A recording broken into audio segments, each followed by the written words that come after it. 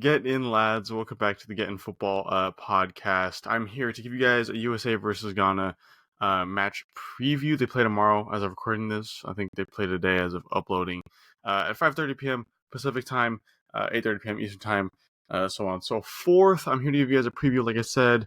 So if you guys are interested in hearing what I have to say about that game going on pretty soon, make sure to stick around. Make sure to like the video if you do indeed like it, and let me know what you guys think before, during, or after the game.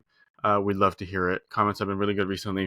We love hearing your guys' opinion as always. And maybe we'll do a reacting to comments video somewhat soon. So if you want to be in on that, make sure to leave a comment and then subscribe so you can see that video later on. If it does indeed get posted, hopefully it will. So like I said, the USA plays Ghana today in their last friendly of this current international break. One that has been too rewarding for the US of A. They played Germany a few days ago. They lost 3-1. Unfortunately, I recorded a video for that in my car, and I didn't like how it turned out, so I ended up not posting it. But I'm just going to summarize that. First half, really good. Second half, really bad. First half, not Gregg Berhalter. Second half, very much Gregg Berhalter. That's pretty much a summary of it. That first half, he played with a new identity, a new way that he's never really played before, and kind of gave us a little bit of hope. Made the decision to bring him back a little bit better. I can appreciate a little bit more. And then the second half came around, and USA were drawing 1-1 with Germany at halftime. Berhalter came out and really just wanted to keep that result, really wanted to make it look good. It didn't. Once Berhalter settled into his normal defensive kind of mindset, really just didn't work out. Germany ran through the US of A. Like I said, ended up winning 3-1. So this is the USA's second test of this break. This is another one of Gregg's tests, because it feels like every single game is a test for him. Much of the USMNT fan base have voiced their opinion about Gregg coming back into his role, including us. We made a video on that a few months ago. If you want to go check that out, make sure to click on our channel and go check it out through there. They're definitely an interesting opinion, and he really hasn't proven it to be a good choice.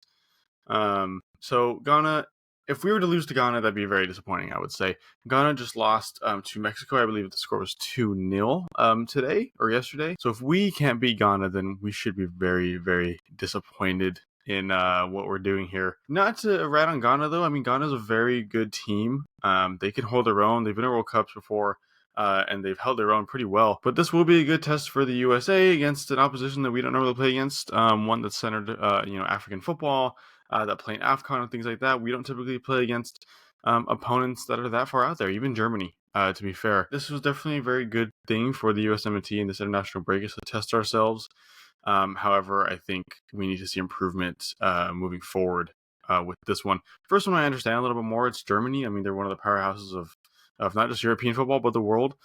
So to be drawing 1-1 with them at halftime is decent. You could be proud of that for the half, but you can't really be proud of losing 3-1.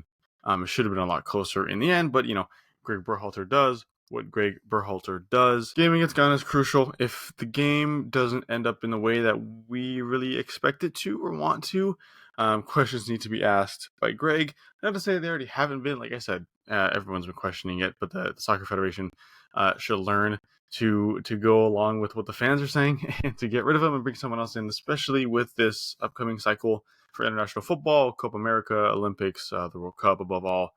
Gregg is not the guy to lead us there. And if he can't pull out this result, why should he still be the one in charge?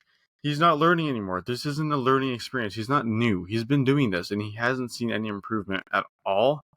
So, what's the point of keeping him around? And truthfully, in winning against Ghana, in my opinion, can't even really be considered that much of an improvement. They can't really be progress. To be fair, I feel like we should be beating Ghana regardless, even before this whole Gregg Berhalter era. I still think he really does need a win here to get some level of support, to get some doubt taken away, some chips taken off his shoulder. He needs to do something here. He's just not the guy for this project, and so fortunately they brought him back. I've seen a lot of people on Twitter compare the USMNT to Japan, the Japanese national team, who, by the way, have been absolutely killing it. I'll put the results right here on the screen, their most recent ones. They've been absolutely killing it. They're a team that historically has been obviously better than the US of A, so they have history there, but talent-wise, compared to the rest of the world, I think they're neck and neck with the USA. I think the USA has the potential to go even farther than Japan does. Actually, I take that back. Japan, like I said, have been doing pretty good, so you never know at this rate. But there's a big difference between the teams, and the biggest one, not talent, not value of the players or anything, but it's the manager. We have Gregg Berhalter, who couldn't succeed in the second division of Sweden, couldn't succeed really in the MLS. The Japanese manager, very experienced guy, did really good in the World Cup. He has won the J League multiple times. He's won J League Manager of the Year multiple times. So they have a person over there who's successful in the domestic country, who knows the players, knows the play styles, knows kind of what the country wants, and has been successful with it, has proven that he can do that. Gregg hasn't done that by any means, even on a domestic club level. So when you're the USA and you're one of the biggest projects in the world, a country that a lot of people consider sleepers for the next World Cup, you can be bringing someone on like Gregg Berhalter. You can't be bringing someone on who hasn't proven themselves to any degree, especially when you have candidates that have. I'm sure there's plenty of managers out there who are interested in this job. I do think the USA is not going to field as good of a team as they did against Germany for the game against Ghana. They fielded probably their best team possible against Germany, bar John Brooks, who's not being called up for whatever reason by Gregg Berhalter, and also bar Tyler Adams because he is currently injured, so he obviously cannot play. Otherwise, they fielded their best team that they probably could. I don't think they do that fully with this next one. I think Pulisic, I think they still have a lot of good starters on there, but I just think they just bring him off pretty quick. Pulisic might start, but I think he gets taken off within 45, 60 minutes. Same with Balogun. But this should still be a good team. It should definitely be a game that you should all watch if you're interested, especially if you want to watch good players, because they're going to be there for sure.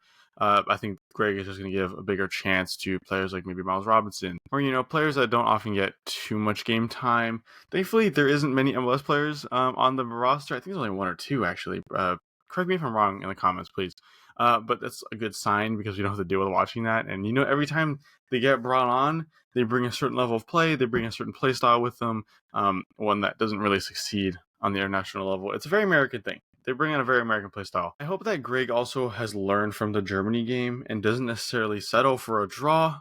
Doesn't settle at halftime and just wants to coast their way through 90 minutes in the end, which is exactly what they did with Germany. I want him to really go hard to get this win. I really want him to push the players. I really want him to prove something. Really, that's all you can say is I want him to prove something, prove that he's not just this B-Tech kind of manager that gets outdone by your assistant when you're out of the job. He needs to do a little bit more than people are kind of expecting from him. But I don't think he realizes that because he never does. He never has done that. I mean, his best game has been against England, against the English version of himself. So you can't really be too proud of his results. But Ghana would be a good win. It wouldn't necessarily be a statement win. I think it more would be a statement loss if that were to happen, especially from USA versus Mexico perspective because they beat them 2-0. USA can't afford to be losing this game. From rivalry perspective and from just a banter perspective, they don't really want to deal with that.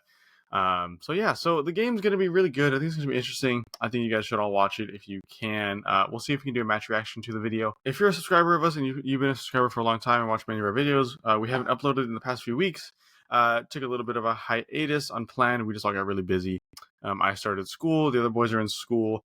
Andres got pretty badly injured for one of his games. There's things like that where I got really busy. But we're going to get back on this grind. We appreciate if you're a new subscriber and this is one of your first videos you've watched and you're very recent, we appreciate you very, very much. We want to get more content out there for you, both through YouTube, through Shorts, through Instagram, through TikTok, things like that. And we're going to try our best. So if you guys want more of that, make sure to like the video. Make sure to subscribe. If you're not, like I said, comment anything you want to comment. And yeah, I think that's it. So hopefully you guys are back for the next video. If you are, we'll see you then. If not, what are you doing? So I hope you guys enjoyed the game. Hope you guys have a good rest of your day, and we'll see you later. Bye, guys.